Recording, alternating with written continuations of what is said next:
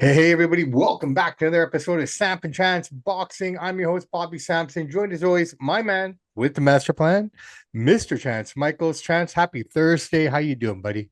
Doing good yourself? Can't complain, man. We had a touch of snow, I think a quarter of an inch or an inch of an inch. Nothing out here. Yeah, we did. We got a nice little dumping here yesterday afternoon. Okay, I never snowed out here. Awesome, man. That's weird. Usually it should snow there, not here, but hey, whatever. We'll Yeah, take it. yeah. Quarter of an inch, nothing happened. It was all good. Dude, we've been away for a little while and a lot has happened in the boxing world. So I really wanted to start off with passing condolences to the two guys, Senna and the trainer, the personal trainer with Oh, with for with Joshua, yeah, it's with unfortunate. Yeah. Anthony Joshua. That was an unfortunate situation. It just kind of shows you how things can change on a dime. Here's a guy who just walked away with close to $90 million, maybe something like that. Mhm. And to lose his two closest allies, devastating. Yeah, it's very sad. It's Unfortunate. really sad and important. It's unfortunate when more and more of the details started to emerge. Joshua changed seats at one point right Mhm. before the accident because of the headspace, and he kept hitting him and whatnot. So just fate, man. Um, Yeah. Now he hasn't said it himself, but his uncle is claiming that Joshua may retire, which is interesting as Tyson Fury is looking to return now. Joshua will be back. He's not going to end his career on beating up Jake Paul. He's got so much money. These guys are filthy rich. Fury, Joshua, hundreds of millions of dollars. They're fighting now only for one thing only, and that's more money. You know, rich people say when you got so much money, what do you want? You just want more of it. You know what I mean? So he'll be back. And once it dies off, there'll be a triumphant comeback. There'll be a huge event. He's coming back. Right now, yes, he's not in the right headspace. I mean, he's slow now. He's not very good in boxing. He has dominant as he once was. You could even say that against Jake Paul. He had trouble getting Jake Paul out of there. A lot of people think he was playing with him, but I don't think so. Because you know why I say he didn't play with Jake Paul? He didn't play with Nagano. He didn't play with Paul. He's lost a step. He's mid thirties.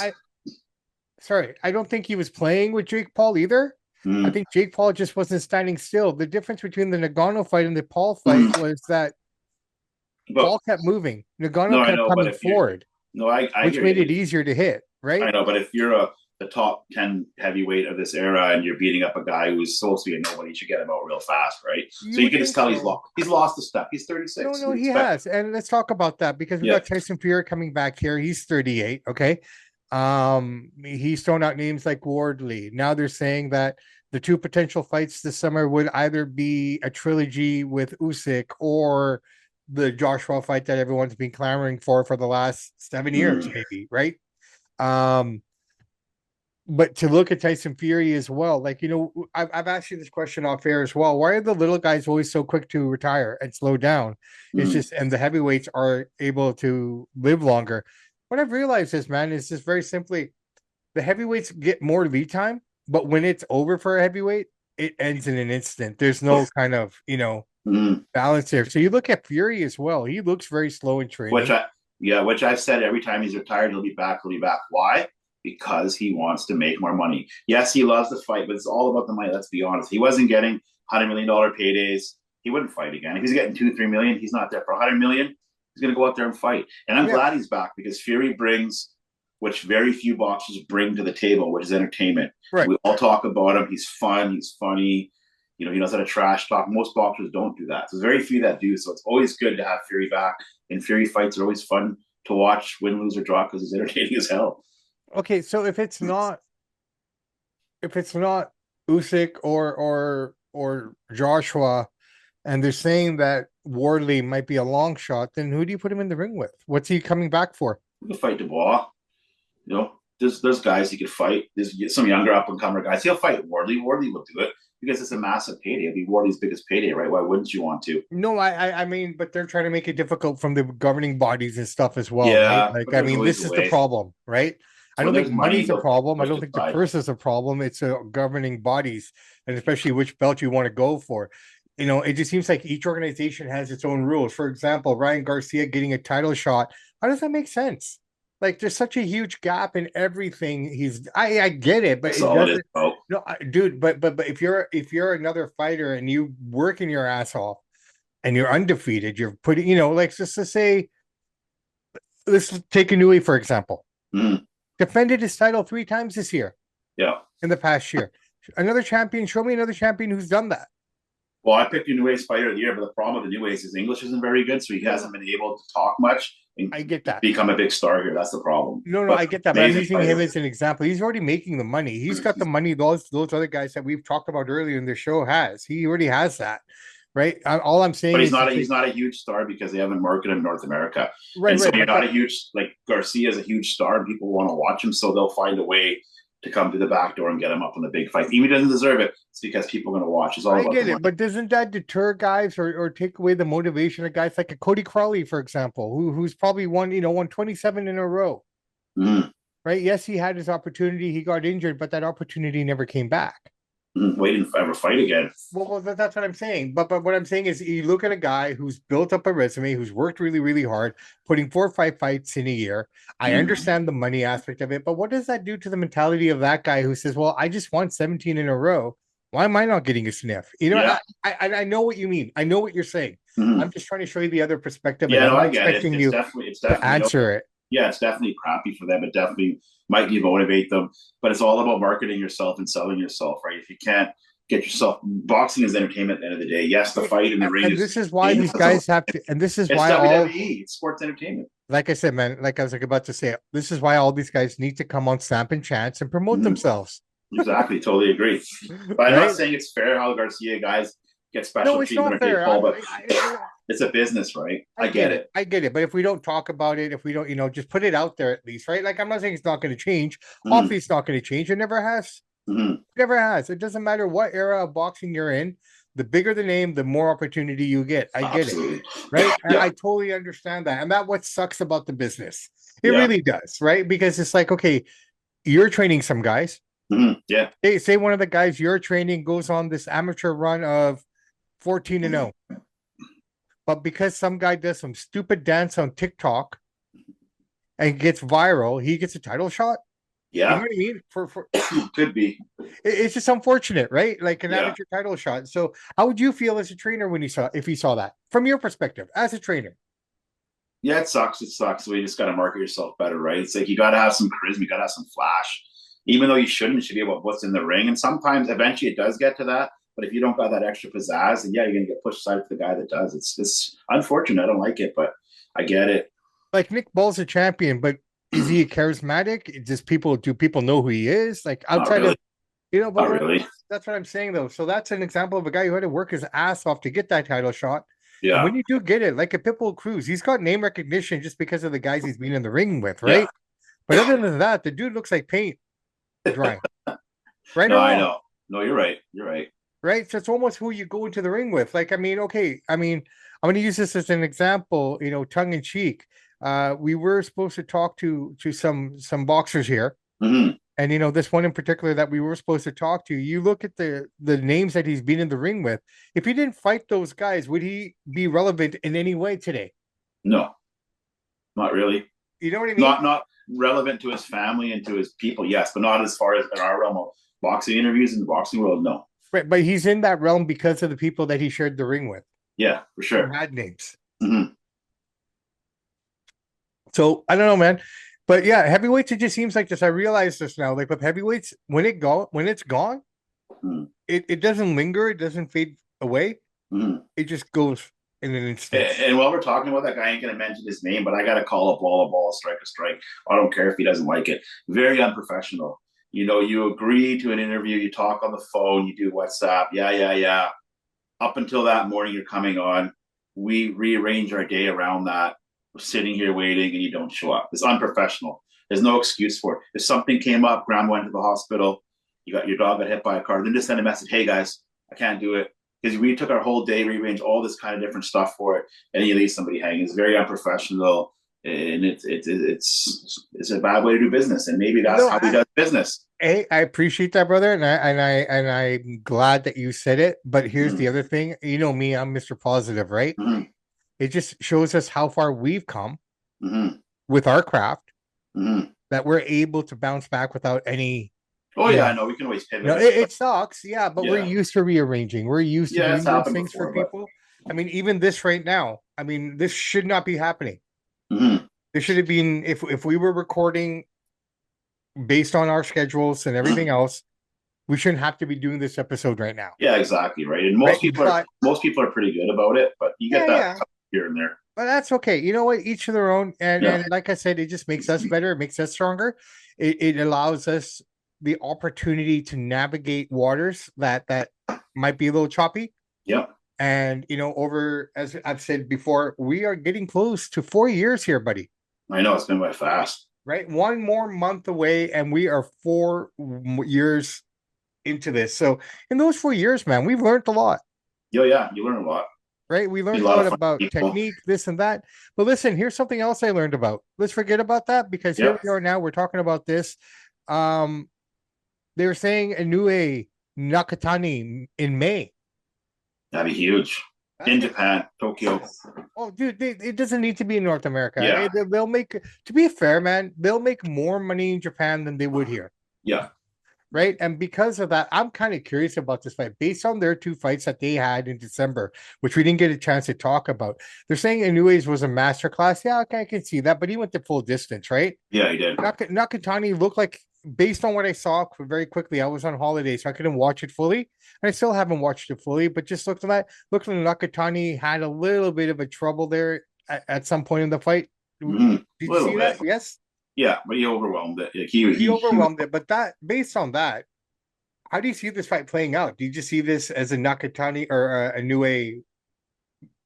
This I could be a think tough I fight. knew it. I knew I was, if I was to put some money down right now, still early, but I would say a new maybe split decision.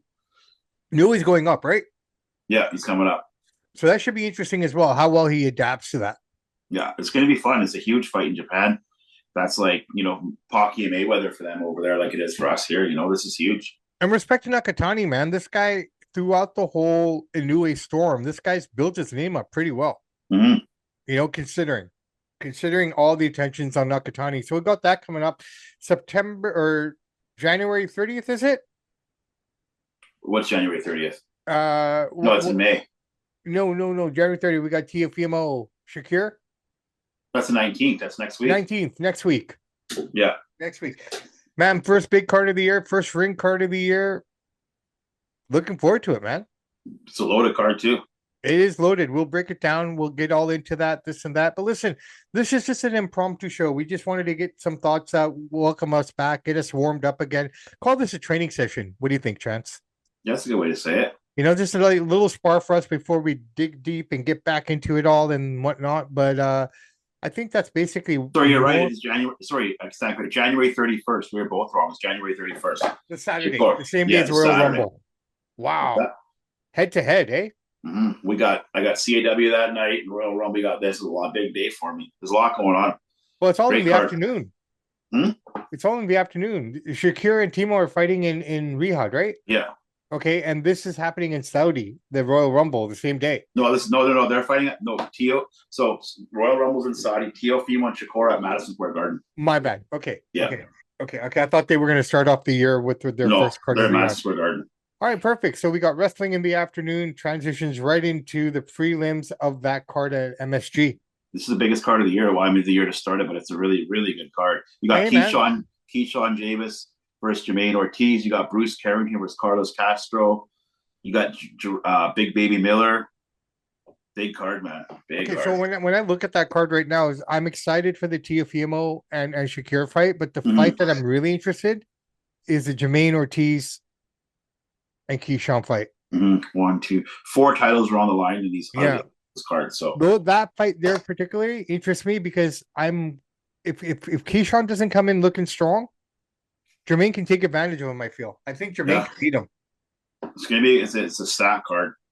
And it's a great card, man. I'm looking forward to it, man. We got all that coming up. So, guys, we'll break all this down for you as we get closer to that time. Once we find out more information on Tyson Fury, what's going on with him, obviously we're going to break all that down. I mean, I don't think he's going to fight Usyk again. He'd want to. He wants to avenge his loss, but he's not going to beat Usyk. He'll lose a close decision again if they fight. Not much will change. Usyk wants to fight Wilder. I don't know why. Wilder says he's still in his prime. Of course, Wilder's going to say he wants to sell the fight, right? So there's no official date yet. It's not officially signed in stone, but it looks like Usyk Wilder will happen in the spring. That makes no sense. And Usyk said only got 2 to 3 fights left. He's going to retire. So and the titles are on the line for that, I guess. Yeah. Oh yeah. Wow. lose 3 fights and get a unified title shot. I get it. I get it. I He get it. wants he wants to clean out that. I guess Oh, he wants to clean out that era. I'm singing to the choir at that point, Yeah, right? I I guess get he it. I feels get like the it. last guy to clean out from that era Yeah. is It would Wilder's be dude. him. It would Yeah. be him. It would be So him. I guess All right. he wants to do. There you go. Anything that we want to talk about that happened in international history or Canadian history of boxing? There's so much stuff, man. Like really, it's a big week for both. There's Let's some do it. obscure, yeah. There's some obscure stuff from Canada, but Sure. we'll keep it. I'm talking goes back to like 1850. I'm not going to go that far back. You know what I mean? Well, I mean, it's history is history, man. All of Yeah, it but paved the way to what we are today. yeah. So we're gonna throw out a few birthdays here. This is this week in boxing history, right? So this is on January 5th. Andrew Galata, the Polish heavyweight boxer, known for his controversial fights and all that crazy stuff he did. He With was Tyson. born. He was born in 1968. We also got Dwight Mohammed Quava was born this week, 1960. Same thing. I'm gonna go to some Canadian history here. It's a little bit it's a little obscure, but I'm going to throw it out there because I've been doing a lot of digging around here. One sec. Let me pull. I have so much history written down here. History for days, brother. Yep. While Chance is looking up Here we go. that information. 1929 in the Toronto Coliseum. Steve Rocco defends the Canadian flyweight title against Albert Frenchie. What a great name. Belonger. Belonger wins on points to a fierce body punching battle to become the new light Canadian flyweight champion 1929. Okay, so 1929, the 97 Toronto years ago. Coliseum. Yep. 27 years ago. Ooh, I wonder where the Toronto Coliseum was. I never heard of the Toronto Coliseum until this very moment. So that's interesting. And he fought Frenchie who? Frenchie Belonger. Frenchie Belonger. Yeah, Those are the cool here's names, another general history of just history in general boxing history. This happened this week in boxing. I put it up on X about 3 days ago. January 6th, 1681. The first recorded boxing match ever was organized in Britain. Sorry, go back. What year? 1681. 1681. Yeah, the first recorded medieval. boxing match. The first recorded boxing match ever in history, recorded by Christopher Monick, second Duke, pitting his butler against his butcher. Oh, wow. And the butcher won the fight. Well, the first ever recorded that was ever listed in history as an actual fight. He's made these two guys fight. And that's considered the first boxing match in history, 1681, January 6th. So probably bare knuckle, I would assume. Yeah, it's bare knuckle for sure. Oh, and that was probably savage. Can you just imagine? Dude, I can only imagine. I don't think. One more birthday I want to give a shout out to. This is January 4th, 1935. The great Floyd Patterson, who became the youngest heavyweight champion at the time and a two-time title holder, was born in Waco, North Carolina, 1935, January 4th. There you go, brother, man. Okay. Big history. We can go on and on. You probably could. But guys, check it out. We are here. We are back. It's 2026. I'm Bobby Sampson. He is Mr. Chance Michaels. In the words of the great AC/DC, those that download, like, and subscribe to the podcast, we salute you. We do salute you guys. This was just a quick hit. Give you a little taste of what's coming. Let us know in the comments what fights you're looking forward to. Let us know what fights you want to see make happen and whatnot. And in the meantime, we'll do a little research on our end and we'll see some of the fights that we were hoping to see this year. Hopefully we can get something together for you guys for next week on that front as well. But other than that, guys, just keep working hard. It's the new year. I mean, I think we're past the Happy New Year stage of everything. Yeah. So now it's just time to dig in and get back to work. To be completely honest, Chance, I don't think anything really changes from 2025 to 2026 in terms of your mentality. If anything, it shouldn't, right? New Year's is just another day, but we all acknowledge it for whatever it is. But the way I see it, you just continue doing what you're doing, man. You don't stop. If you're working hard, keep working hard. If you're looking to start something, start it. You don't need a day to tell you, I'm going to do this now. I have a resolution. Personally, dude, I think resolutions are shit. Yeah, I don't do them. Well, no, if you're going to do it, just do it. If anything, people who set resolutions for the most part fail, right? I would say 95%. I don't know the exact number, but it's got to be up there. Okay, so if that's the case, you're already setting yourself up for failure in the year before the year Mhm. even gets, into a groove. Exactly. So that being said, ladies and gentlemen, work hard, believe in yourself, believe in your abilities. Don't let anyone step in your way. And if they are in your way, walk around them, let them be. You don't need to argue with them. You don't need to facilitate them, because all the time you waste on them is time wasted on fulfilling what you want to do. Samp and Chance are out.